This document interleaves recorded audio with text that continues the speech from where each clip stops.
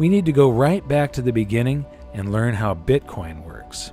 Like most people, at first I found the whole thing to be very abstract and complicated, but now I've found a way of breaking it down so that you don't have to be a rocket scientist to get it. I'm going to explain it by using an ancient problem that Bitcoin claims to have solved. It's called the Byzantine general's problem, and until now, it's been unsolvable. The problem goes like this. How do you make absolutely sure that multiple entities which are separated by distance are in absolute full agreement before an action is taken? In other words, how can individual parties find a way to guarantee full consensus? Here's the example. Imagine that you are a general in the Byzantine army and you're planning to attack an enemy city. You have the city surrounded by several battalions, each of them camped several miles from the other, and each of them led by another general. A coordinated attack on the city from all sides at the same time will be successful, but an uncoordinated attack will likely end in defeat. You have decided to attack at dawn, but you have no walkie-talkies or cell phones, and signals from flags, torches, or smoke could be seen by the enemy. How do you make sure with absolute certainty that all of the other generals reach consensus and all attack together at dawn? You could send messengers on horseback, but what if one of them is captured or killed before delivering the message? You would need to have a reply from each of your generals confirming that they have received your message, which means that they would have to send messengers to you on horseback, but what if they are captured or killed? What if a messenger is captured by the enemy and an imposter messenger with a fake reply is sent back to you? And how do the other generals know that the messages that they received from you are genuine and haven't been intercepted and altered by the enemy? Worse yet, what if some of the other generals are traitors and they send messages back to you confirming that they will attack at dawn when their true intention is to retreat? How can you ever be absolutely certain that all of your battalions will reach consensus and attack simultaneously? Like I said, this problem has remained unsolved for thousands of years, and at its core, it's all about individual parties being able to trust each other directly, no strings attached. Bitcoin claims to have conquered this problem. Now imagine that the battalions are actually computers on a network, and that the generals are copies of a computer program running a ledger. A ledger that, via some very complex math, records transactions and events in the exact order that they happened. The key here is that all of these ledgers are exactly the same for everyone. As soon as a change is made on one copy of a ledger, if it is proven to be true by the math, all other copies of the ledger are updated to match. What we have here is a distributed ledger that is also always in consensus. This is one of the first things to understand about Bitcoin. It is the first full consensus distributed ledger mankind has ever seen. This network can be expanded across the entire planet. It means that individual parties on opposite sides of the world can come to consensus on an event without requiring any third party as an intermediary for trust. Whether it's an order from a general to his troops or an order from you for a pizza, a distributed ledger confirms via math whether an event is true and records it permanently. Bitcoin, the first full consensus distributed ledger, is a trust machine. But is it 100% reliable? That's a question for later in the episode. But for now, where did Bitcoin come from and who invented it? Well, Bitcoin was originally developed by a pseudonymous developer, Satoshi Nakamoto. There's a lot of speculation about who he is, and frankly, I work directly with him, but I have no idea. But that never really worried me because Bitcoin itself is open source. And so any engineer can evaluate the Bitcoin source code, evaluate the Bitcoin cryptography, and understand and trust the software. So you don't have to trust who wrote it, you trust the software itself. And so that was one of the big reasons why Satoshi chose open source for Bitcoin, is so you can have trust in the system. You don't have to trust who he is. I don't know who Satoshi Nakamoto is. I also don't know who Euclid was. Might have been some dude in Sicily a few years BC, but we don't really know. We have some historical records that tell us that Euclid was someone who invented geometry in the ancient world. But it doesn't matter. Euclidean geometry works whether I know who Euclid is or not. Whether Euclid was a nice guy or an evil person, Euclidean geometry simply works. It's completely independent of its creator. And if we didn't know who invented the electric motor or the radio or any of these core technology developments, electricity, so what? They still work. You don't have to have any appeal to authority. We don't have to worry about the motives. Now, in a centralized system where someone is in control, it matters who is behind the curtains. It really matters who is in control. It matters who invented it because they remain in control, or they might have a secret way of controlling it. Bitcoin is wide open and no one is in control, and everyone can see exactly how it works. So how does it work, and what's the point? Cryptocurrencies like Bitcoin allow people to transact with each other using the internet anywhere on Earth. Instead of having an account number like a checking account or a credit card, cryptocurrencies are much more secure because they have a public key and a private key.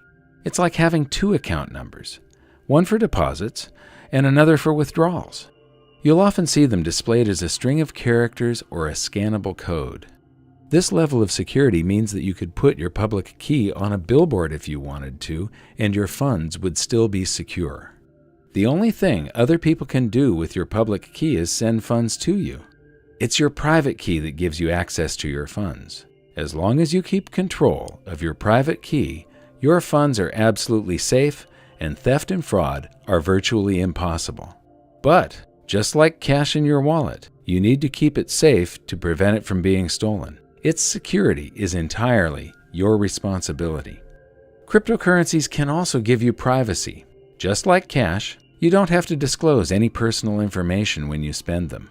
By contrast, a credit card has your name, account number, and expiration date. These act like a public key, but the equivalent of your private key, your signature and security code, are displayed in plain sight. This is just plain stupid. I've toured 5 national money museums, and while I was at one of them, I saw a group of young students on a school outing.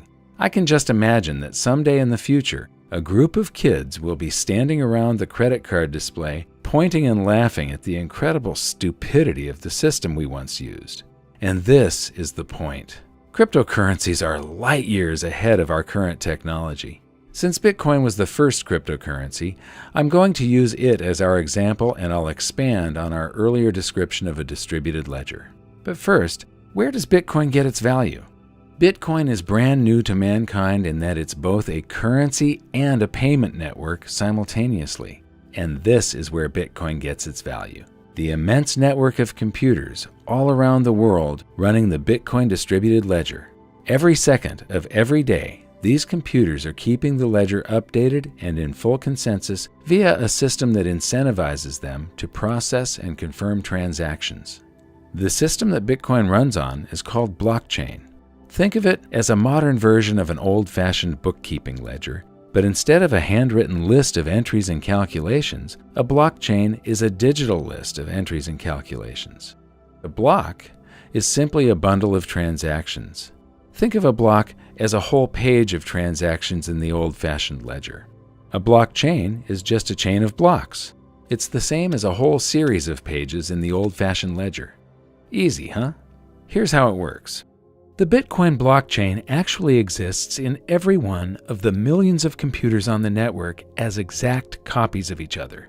However, for this example, so that we can zoom in and you can really see just how a blockchain works, I'm going to show it as one giant blockchain in the middle of a small network of computers. Let's follow a pizza transaction with Bitcoin. When the transaction occurs, it first appears on the network in a pool of unconfirmed transactions, along with thousands of others from all around the world. Millions of different computers from the network then gather some of these transactions and place them in their own blocks. The computers are all creating blocks constantly in the hope that theirs will be the next one added to the official chain. A new block is added to the chain every 10 minutes or so, when one of the computers wins the right to have its block recognized as the next in the chain and is rewarded with a prize of newly created bitcoins. The way a computer wins the prize is by trying to guess the answer to an extremely difficult math problem. In fact, the problem is so difficult that even with millions of computers making guesses billions or even trillions of times per second, it still takes roughly 10 minutes to find the answer. Once one of the computers guesses the correct answer and wins, all of the millions of computers on the network that did not win are instructed to throw away all the work they have done, update their ledgers with the block from the winning computer, and start again with a new math problem. In doing so, the computers use an immense amount of power and cost a literal fortune to run. So why do they do it? Because it can be very profitable. This is where the term mining for bitcoins comes from. Instead of striking gold by mining for precious metals in the wilderness, these computers are hoping to strike Bitcoin by mining precious numbers on the blockchain.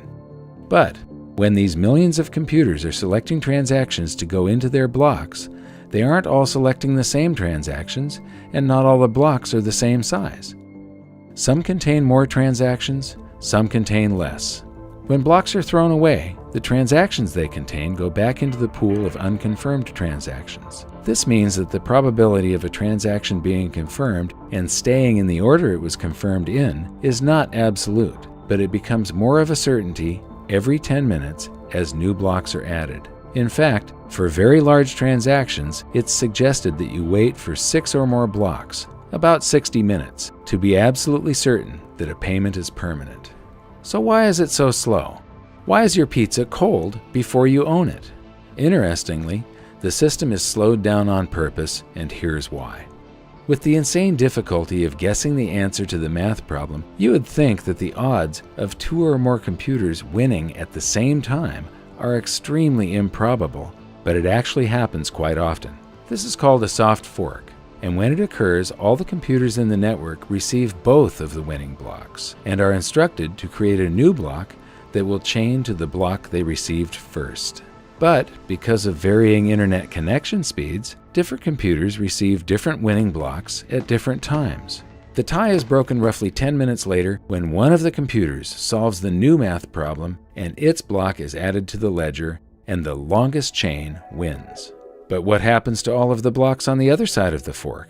They're discarded, along with all the transactions they contained, which go back into the pool of unconfirmed transactions. This soft forking is the main reason the system must be slowed down on purpose via the math problem. If the system was instant, it would be forking everywhere, all the time, and there would be no consensus. No one would have any idea of which ledger was the correct one, and every computer would be busy building a different block to create yet another fork. The slowness and immense amount of computing power is required to keep the Bitcoin ledger in full consensus. Therefore, as more and more computing power is added to the network, the system automatically adjusts to increase the difficulty of solving the math problem, which then requires even more power. If Bitcoin is ever going to be widely used, it will be using a massive amount of the world's energy. There are other systems for reaching consensus, but we'll look at those later in the episode. For now, Bitcoin is working as intended and allows people to transact with each other using the internet anywhere on Earth. Bitcoin, it's the first full consensus distributed ledger that mankind has ever seen, but it's not the last.